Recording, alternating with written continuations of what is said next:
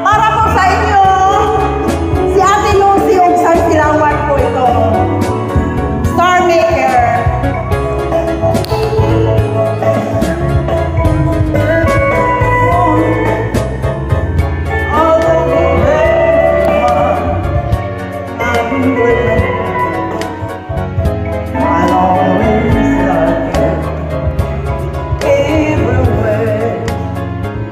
I think of no one but you.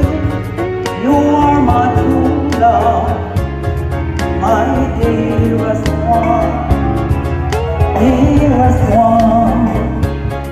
It's time I hold you tight. I can feel the joy in my heart. Now I can say that you are just meant for me. You are my true love, my dearest one. Life has been someone so love, and you gave me reason to live. You're so wonderful, I can't let you cry. Because dearest one, I love you so.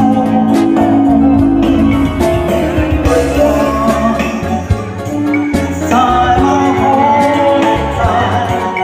I can feel the joy in my heart.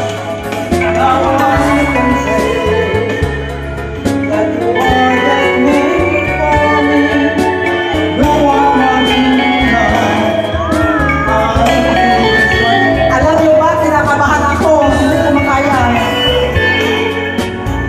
Hindi ko na makakanta eh.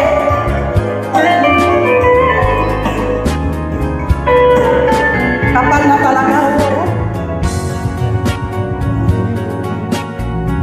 Ayan, Tingnan niyo. because dearest one, I love you so. Gusto ko lang may makita sa inyo ang aming mga kapitbahay dito. Nawala talaga ako. Kapal.